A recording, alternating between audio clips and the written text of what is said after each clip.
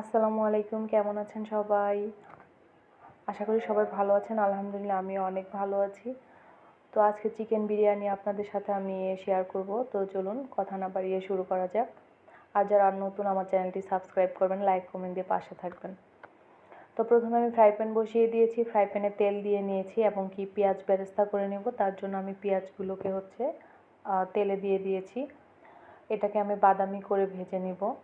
আর chicken biryani করতে গেলে তো মাস্ট বি পেঁয়াজ বেরেস্তাটা লাগবেই, এই জন্য আমি এটা আগে করে নিচ্ছি। একদম বাদামি করে দেখুন আমি ভেজে কিন্তু অর্ধেকটা এখান থেকে উঠিয়ে নিব, আর বাকি অর্ধেকটাতে আমি চিকেনটাকে রান্না করে নিব। তো দেখুন আমারটা বাদামি কালার চলে এসছে। এখন আমি চিকেনটা দিয়ে দিব।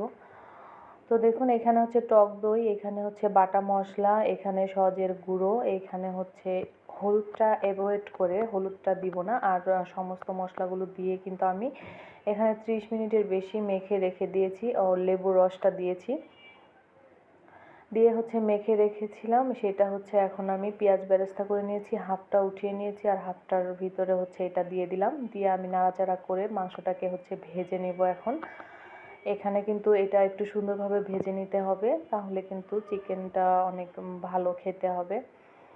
তো দেখুন এটাকে আমি সুন্দর করে নাড়াচাড়া করে এটাকে ভেজে নিচ্ছি একটু সময় নিয়ে। আর এই পর্যায়ে আমি চুলার আঁচটা একদম মিডিয়ামে রেখে কিন্তু এটাকে ভেজে নিব। তো দেখুন এখানে আমি সুন্দর করে ভেজে নিচ্ছি। আর এখন আমি একটু যেহেতু ভুনা করে নেব এটা, তার জন্য আমি 1 কাপের একটু বেশি পরিমাণে পানি দিয়ে নিয়েছি। আর এখানে আমি মাঝারি সাইজের কিন্তু 5টা আলু দিয়ে দিলাম এখানে। দিয়ে আমি এটাকে কিন্তু আরও একটু ভুনা করে নেব। তো আমার চিকেনটা ভুনা করে নিয়েছি। এখন আমি আরেকটা ফ্রাই প্যানে তেল বসিয়ে দিয়েছি। এখানে পেঁয়াজ বেরেস্তা আর বাটা মশলা দিয়ে নিয়েছি। এখানে আমি পোলাওটা রান্না করে নিব। তো দেখতেই পাচ্ছ এখন চালগুলো দিয়ে নিচ্ছি। চালগুলো কিন্তু আগে থেকেই পানি ঝরিয়ে রেখে দিয়েছিলাম। এখন সেটাকে দিয়ে আমি ভালোভাবে নাড়াচাড়া করে দিচ্ছি।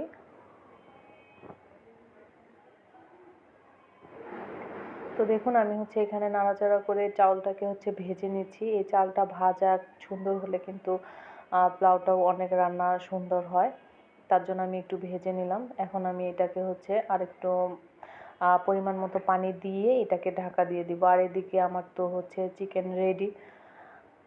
চিকেনটা রেডি হয়ে গিয়েছে সুন্দরভাবে। দেখুন এখন আমার 80% মতো আমি এটাকে ফুটিয়ে নিব, কুক করে নিব। দেখুন 80% মতো কিন্তু আমার হয়ে গিয়েছে। আমি নাড়াচাড়া করে দিচ্ছি। দেখুন এখানে কিন্তু ফুল হলে আসলে বিরিয়ানিটা ভালো হয় না। যদি এটা ফুল হয়ে যায় সেই ক্ষেত্রে কিন্তু তেমনটা ভালো হয় না। এটা 80% করে নিলেই, আমি কয়েকবার রান্না করে দেখলাম, এটাই আমার কাছে মনে হলো যে ভালো হয়।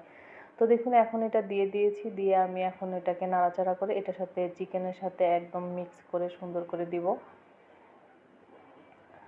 দেখতেই পাচ্ছেন আমি এটাকে নাড়াচাড়া করে নিব সুন্দর করে। নাড়াচাড়া করে নিয়ে এটাকে আমি আবার ঢেকে দমে দিয়ে দিব কিছুক্ষণের জন্য। তো দেখো এখন আমি এটাকে কিন্তু সুন্দরভাবে ঢেকে দিয়েছি। তো এখন আমি আবার খুলে আবার এটাকে একটু নাড়াচাড়া করে দিব। এটাকে কিন্তু খুব সময় নিয়ে, এই টাইমটাই সময় নিয়ে রান্না করতে হয়। আর এখন আমি যেটা দিচ্ছি সেটা মূল উপকরণ। সেটা বিরিয়ানির যে মশলাটা, সেটা আমি এখন 2 চামচের মতো এখানে দিয়ে নিচ্ছি।